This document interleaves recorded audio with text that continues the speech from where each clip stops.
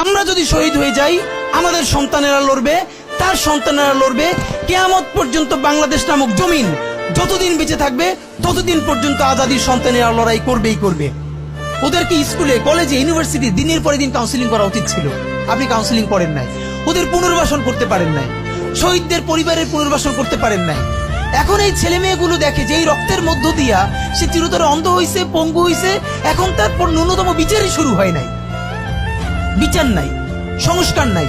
সে বরং দেখতে পাইতেছে সেই আগের পুরনো আওয়ামী লীগ জিকে বসতেছে, যাতে তার মনে হইতেছে সে যে এবার অন্ধ হয়ে বাইচে আছে সেটাও হয়তো বাইচে থাকতে পারবে না, এবার হয়তো তাকে হত্যা করে ফেলা হবে।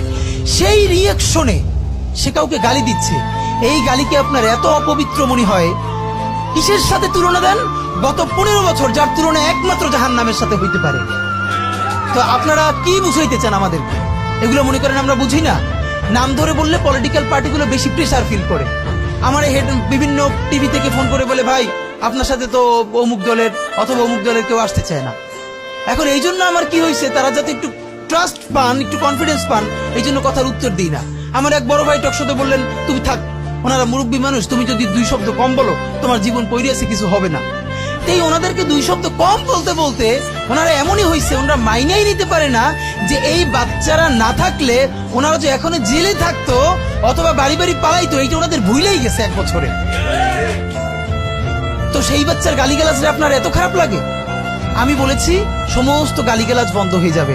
আমি এখন আপনারা চাইলে, আমার কাছে একাডেমিক থিসিস আছে কেন গালি দেওয়া যাবে। শুধু গালি দেওয়াই যাবে না, এই গালি কেন বৈধ এমনি তো বলা যাবে না, যে একাডেমিক থিসিস আছে। আমি আন্দাজে কথা বলি না, আমি একটা বিশ্ববিদ্যালয়ে পড়াইও। তো এইটা আমি বলতে চাই না, তখন আবার বলবেন যে গালিকে প্রমোট করে। কিন্তু হ্যাঁ, আপনার চোখের সামনে শহীদ রিয়া গোপ এর বুলেটটা ভিতর থেকে ঢুকে এরপরে পিছনের ওয়ালে গিয়ে লেগেছে, সে ওয়াল 2 ইঞ্চি ছিদ্র হয়ে গেছে।